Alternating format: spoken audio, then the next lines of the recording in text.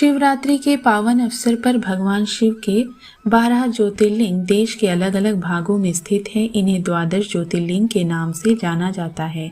इन ज्योतिर्लिंग के दर्शन, पूजन, आराधना से भक्तों के जन्म जन्मांतर के सारे पाप समाप्त हो जाते हैं।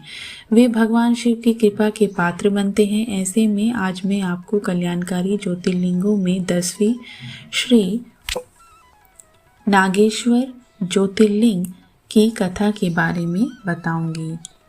भगवान शिव का यह प्रसिद्ध ज्योतिर्लिंग गुजरात प्रांत में द्वारकापुरी से लगभग 17 मील की दूरी पर स्थित है। इस पवित्र ज्योतिर्लिंग के दर्शन की शास्त्रों में बड़ी महिमा बताई गई है। कहा गया है कि जो श्रद्धा पूर्वक इसकी उत्पत्ति और महात्म्य की कथा सुनेगा वह सारे पापों से छुटकारा पाकर समस्त सुखों का भोग करता हुआ अंत में भगवान शिव के परम पवित्र दिव्य धाम को प्राप्त होगा।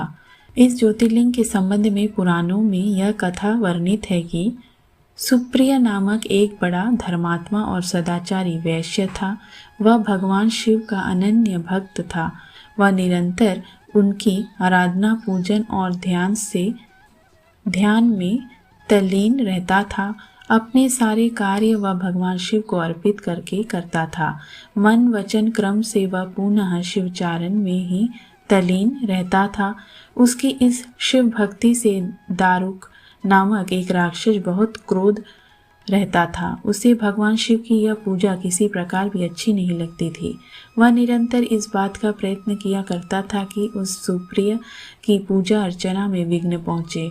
एक बार सुप्रिय नौका पर सवार होकर कहीं जा रहा था। उस दुष्ट राक्षस दारुक ने यह उपयुक्त अवसर देखकर नौका पर आक्रमण कर दिया। उसने नौका में सवार सभी यात्रियों को पकड़कर अपनी राजधानी में ले जाकर कैद कर लिया। सुप्रिय कारागार में भी अपने नित्य नियम के अनुसार भगवान शिव की पूजा आराधना करने लगा। अन्य बंदी यात्रियों को भी वह शिव भक्ति की प्रेरणा देने लगा।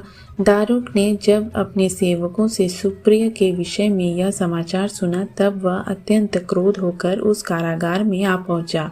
सुप्रिय उस समय भगवान शिव के चरणों में ध्यान लगाए हुए दोनों आंखें बंद किए बैठा था। उस राक्षस ने उसकी यह मुद्रा देखकर अत्यंत भीषण स्वर में उसे डांटते हुए कहा, अरे दुष्ट वैश्य, तू आंखें बंद कर इस समय यहाँ कौन से उपद्रव और षड्यंत्र करने की बातें सोच रहा है।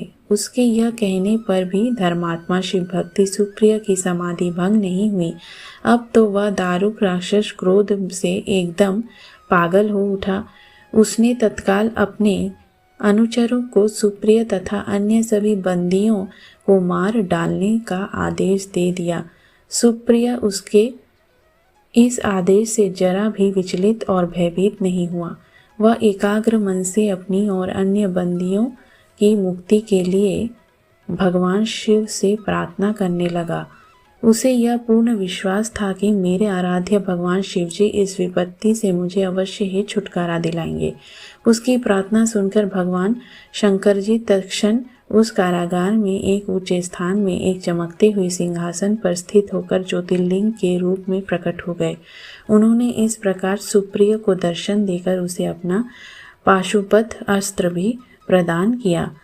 इस अस्त्र से राक्षस दारुक तथा उसके सहायक का वध करके सुप्रिय शिवधाम को चला गया। भगवान शिव के आदेशानुसार ही इस ज्योतिर्लिंग का नाम नागेश्वर पड़ा।